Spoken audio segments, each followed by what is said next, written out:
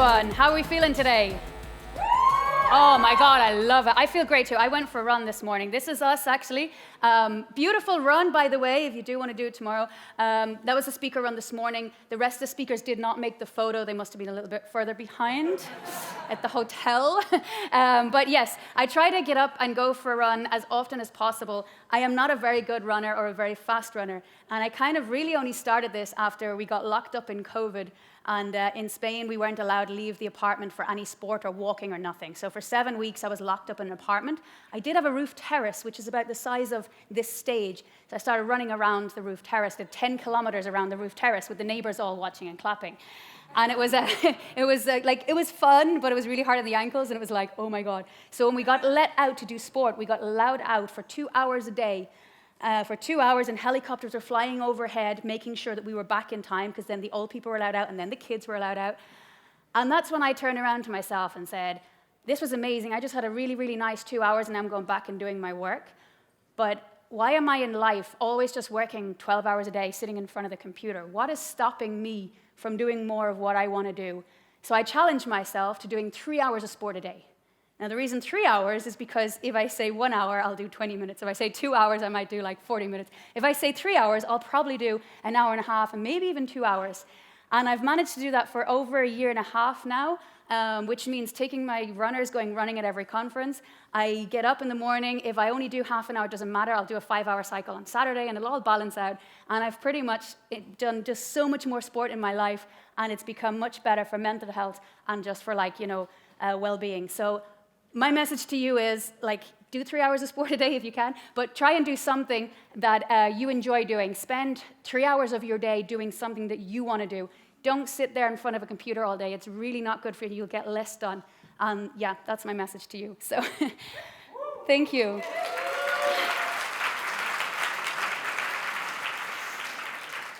So we are here to talk about Playwright, so less sport now, let's move on. Yes, Playwright testing is reliable end-to-end testing for modern web apps. It works in any browser, any platform with one API. Tests run in full isolation, which means when you write a test here and then another test here, what happens in this test stays in this test, and what happens in that test does not interfere with that test, right? So you don't have to clean up between or worry about cookies jumping from one to the other. Tests run really, really fast. There's some very powerful tooling, which I'm going to talk about today, and it's also multi-language. So you can use JavaScript, TypeScript, or if you're a Python developer, you can also use that, or Java, or C#. But first of all, let me ask you a couple of questions. Are you all using Playwright? Yeah, that is not the answer I was hoping for. All right, let me try again. Are you all testing your apps? I mean, that's good, that's good. We're on the right track. We are getting there, okay. So the objective of this talk is that when I finish this talk, if I was to ask that question, are you all going to use Playwright? You're all going to shout yes, right? Just remember that answer for the end of the talk. I don't care what you do after the talk, just answer yes. Okay.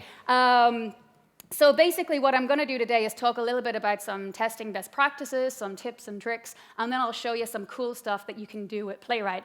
If you're new to testing, you're going to say, oh my God, why am I not testing? This is so cool and easy, trust me, right? So let's talk a little bit about testing philosophy, especially for those who are getting started in testing. Here we go, this is for you. So make sure you're testing user visible behavior. What does that mean? It means don't test implementation details. Test what the user is doing. If the user is going to click a button, test the click of that button. Test the button exists on the page. Don't worry about the behind the scenes of that button. Don't test the name of the function. We don't care. TypeScript does that for you, so don't do all that kind of stuff, right? As in testing if it's an array, right? Use TypeScript. It's really good. But yeah, make sure you're just testing what the user is seeing and doing. Don't test the CSS class of something. Now, you might want to test that the CS class is there, for example, a dark mode, a light mode. But that's cool, fine. But don't test that it's called dark or darker or darkest. We don't care. Just make sure that your page works in dark mode. Make your tests as isolated as possible. Now, Playwright does that for you out of the box, as I said. Your tests in the first test here, the example test, it has its own context, right? And it's an isolated browser context created for that specific test. And that page in that first test belongs to that context. The second test has a different context, and the page in the second test is completely separated and isolated from the first test. So you don't have to worry about separating things. It's all done for you. So make sure you're keeping your tests as isolated as possible. Now, if you need to run something before both of those, you can use things like before each, before all. You can have setup tests run. You can do all that as well. So you can still share things between them, but they don't depend on each other. Avoid testing third-party dependencies. Now, this is really important, right? Because I have a website, and I want you all to go to GitHub and star me and then sponsor me and give me loads of money so I can be an ultra runner. But I really want you to click that button. I want to make sure that button exists. But I don't need to test GitHub. GitHub really know what they're doing. We can be assured that GitHub works. Sometimes it doesn't, but they'll fix it, right? But you don't need to worry about that. So all you want to do is make sure that that button is clickable, that there's no cookie banner coming down in front of it and that the user can't click it. So what you can do is you can basically intercept the root. And you can say, here I'm creating a little body HTML with GitHub Playwright, and I'm going to intercept that page, and I'm going to go to that little dummy HTML page, and then I'm just testing that that button is actually really clickable, but I'm not hitting the GitHub API. So this is what something like that would look like. This is my test written, and I'm going to press play here in VS Code, and what it's going to do is open up a browser window, and then it's going to click from my website, and it's going to go to that little dummy GitHub page that I created. But you'll see the URL is the correct URL, right? But just I intercepted that root. So that's how you do that in Playwright.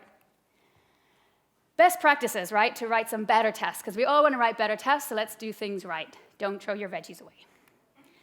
So use locators. In Playwright, we have what we call locators. And this is like page get by role button with the name of submit. So this is, we had all these accessible talks yesterday, right, Accessibility Day. Make sure you're using accessible roles. And we have built into Playwright, it comes from Testing Library, if you've ever used Testing Library. We worked with Ken C. Dodds to build similar to Testing Library and put in those accessible roles. So when you're writing your tests, you're actually making sure that the role is there, the accessible role is there. So getting by the role of button, name submit, that makes sure that that's on screen readers and everything is accessible as well. And we also have other roles, get by placeholder, get by label, and if you don't have accessibility in certain areas of your website, because you can't, we have get by test ID, etc. Our locators come with auto-waiting and retriability. What that means is you don't have to use set timeouts and things like that. It's going to wait for that locator, that button to be available on the page, and it's going to retry it until it can click it. You can use chaining and filtering. So when you have like a product card and the button in the product card add to cart and you have a load of these, you can get by the role of a list item, and then inside that list item you can filter for the product that has text product to, and then you can get by the role of button name add to cart, and then you can click that. So filtering and chaining helps you make sure that you have one unique locator and that your tests are not flaky. Now, really important one, this one. Prefer user-facing attributes to XPath or CSS selectors. Now, in the past, when we did all that other stuff and those other frameworks, we did XPath and CSS, and we thought this was great, but your DOM changes all the time, especially as a front-end developer. We're constantly changing the CSS. We're moving from Bootstrap to Tailwind, and then we decide, right, we don't want to use Tailwind now, we want to use something else. We've created our own. Imagine if just because you changed the CSS, you had to rewrite all your tests. That would be a nightmare. Don't do it. So don't do things like page locator, button icon, episode. Don't. Page get by role button, name, submit, that's closer to what the user is seeing. The user does not see your CSS classes, so make sure you're writing your test closer to what your user sees. So now this is kind of really important, right? Because we're talking about accessibility, and you're all probably going, I really don't know accessibility. And you're probably thinking, now I've got to learn accessibility. Yes, you do. But you do not need to learn accessibility to work with Playwright, because we do all the hard work for you. It's great if you could learn accessibility, because then your websites will be more accessible. But what we've built into Playwright is generate locators for you. So we will generate them for you, so you don't have to worry about, is that a role of a button or a link? I thought it was a button because it looked like a button, but actually it's a link because the designers make links look like buttons and stuff.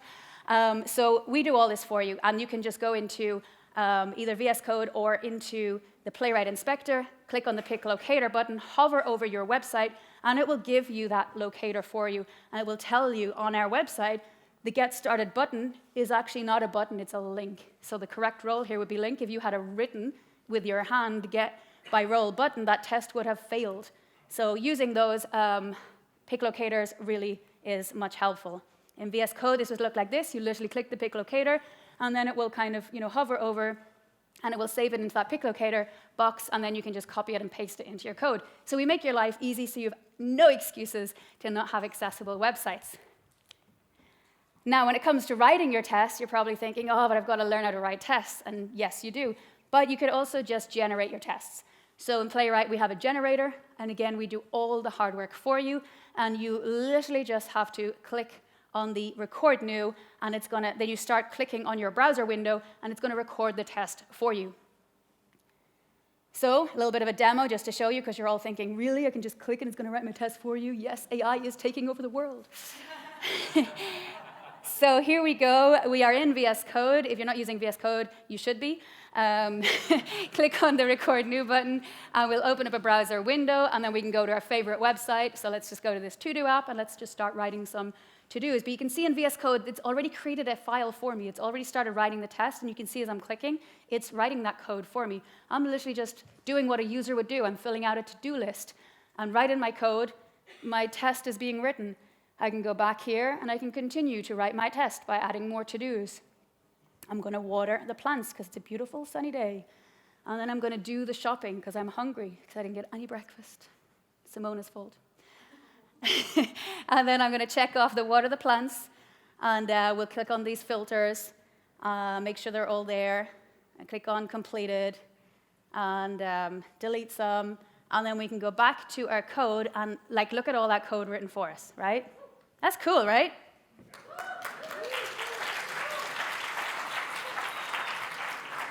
Now, when I play this test, and I know I can hear you down the back, you're all saying, that's not really a test, you're just clicking. I get you.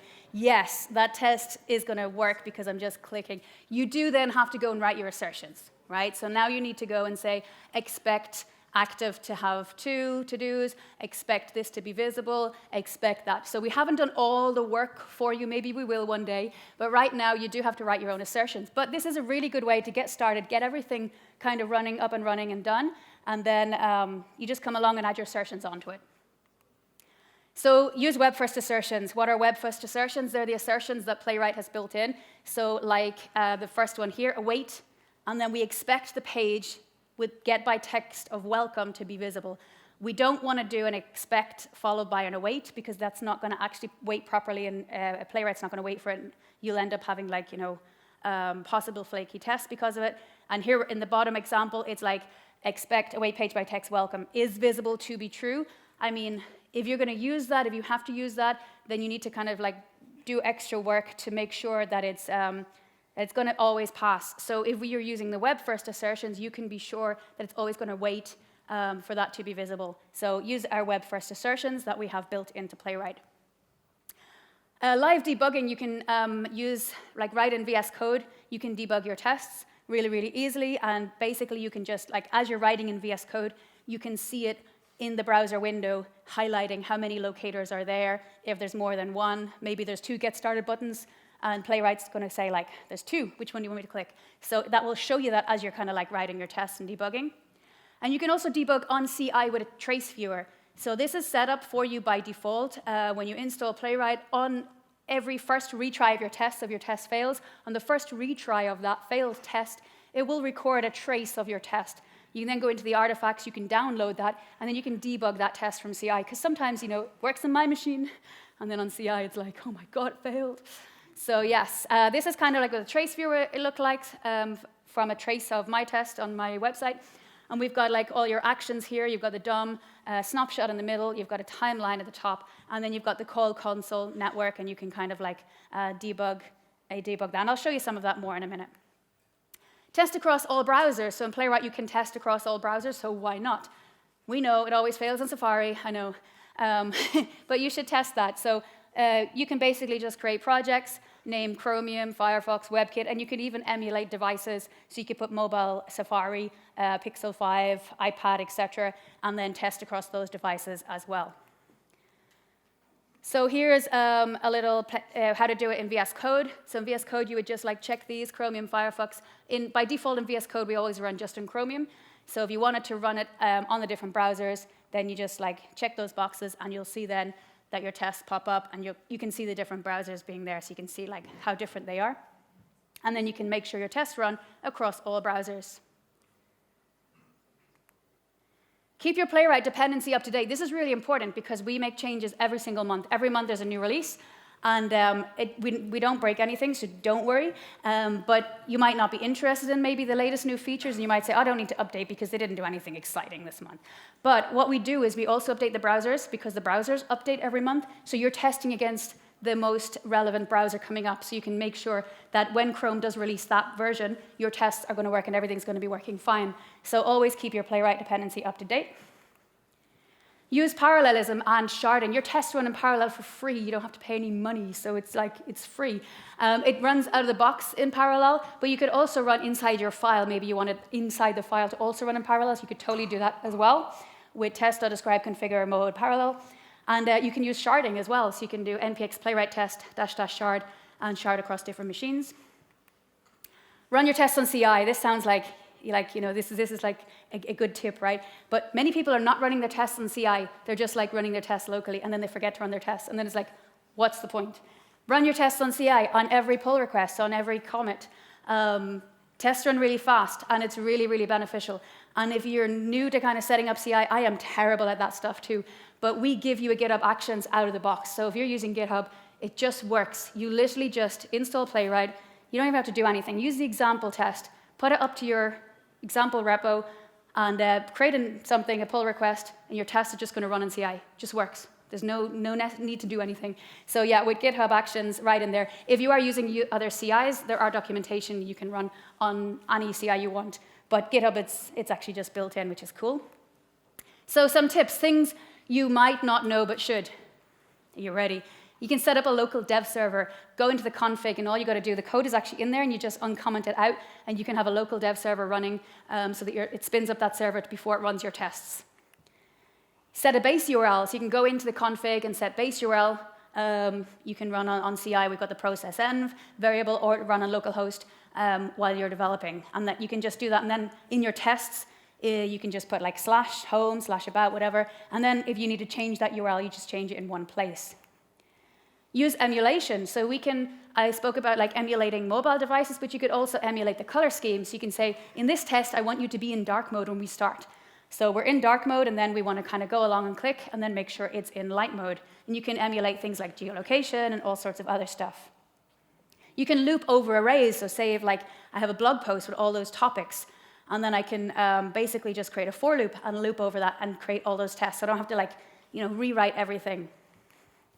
Use soft assertions. So if you have a really, really long test and it keeps failing, and especially like long forms and they're really boring, and you're like, oh my God, it keeps failing here, here, and here.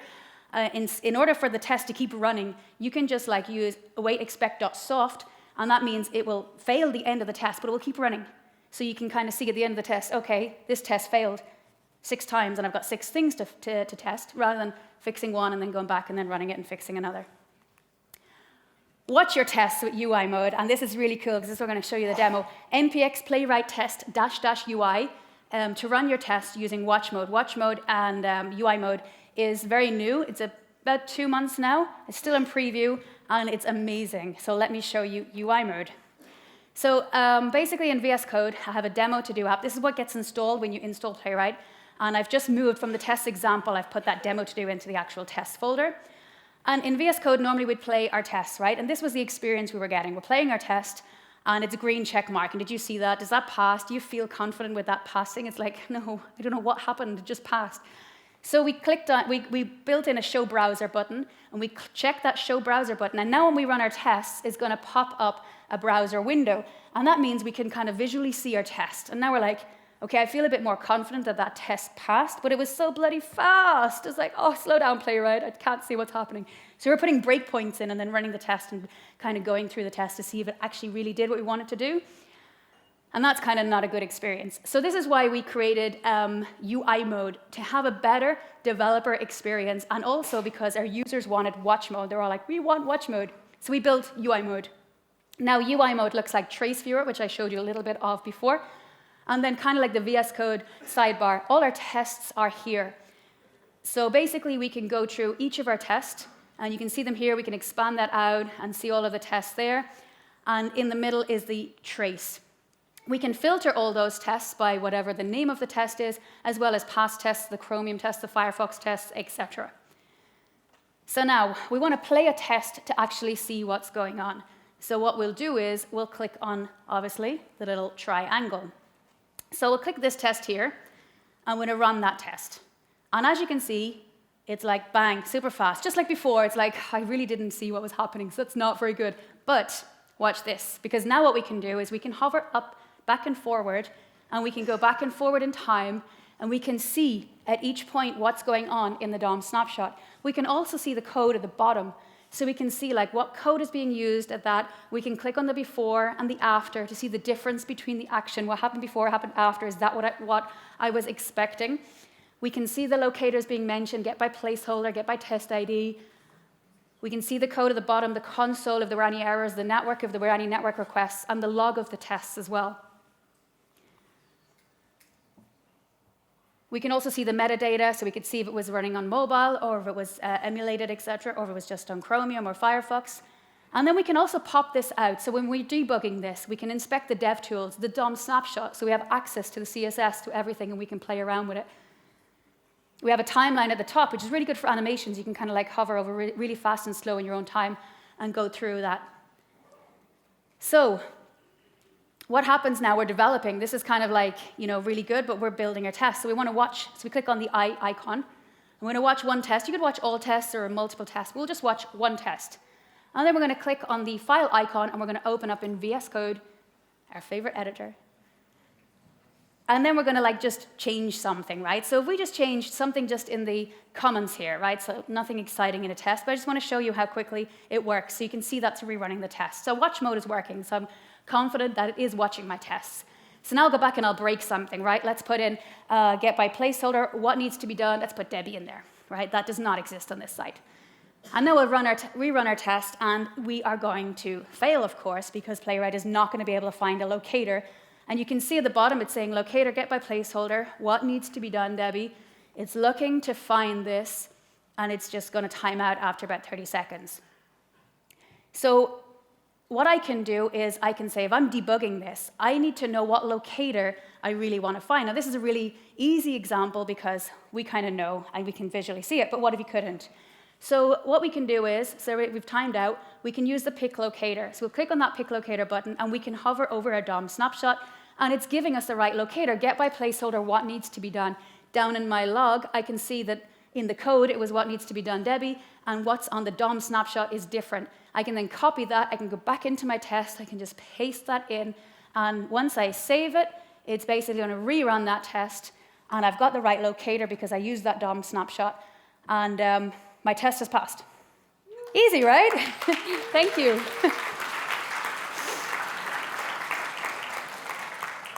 So what's really good fun is you can press play and you can run all your tests. You see how fast that's going to run. And then you can open up any of those tests, and you can hover back and forward over each of them, and you can have a really, really good developer experience. So the idea of Playwright is to make writing tests easy and fun. We want you to enjoy writing tests. We want you to not suffer and make it easy.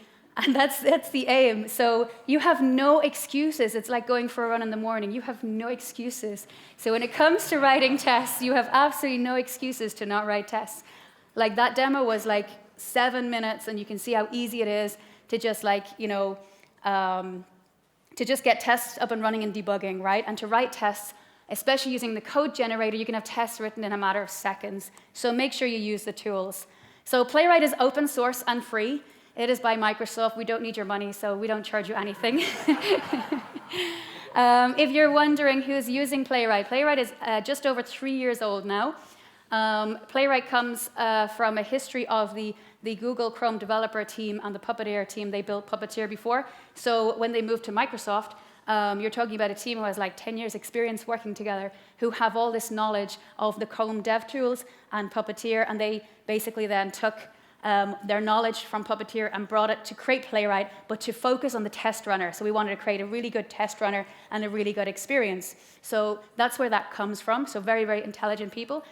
And as you can see, the NPM downloads is just going through the roof. GitHub stars, we've hit over 50K GitHub stars. That's really good. We get paid in GitHub stars, so if you like what we do, make sure you give us a star. Really important. These are ambassadors. We have some very amazing ambassadors out there. Kent C. Dodds, for example, Corey House, Andrew Knight, Tali Barrick. So we've got some really cool people creating content, so you can follow them and watch any of their streams and what they're doing. We're on Discord, so if you want to join our server and join our community, we've got over 4,000 members on there, and they're all posting like videos and articles and stuff that they've done and sharing with the community. We also have a help channel, etc. So really, really great, and we do happy hour in Discord as well, so kind of really fun activities going on. And now my question is, and remember the answer, you know the answer, are you ready to playwright? Yeah. Love it, I love it.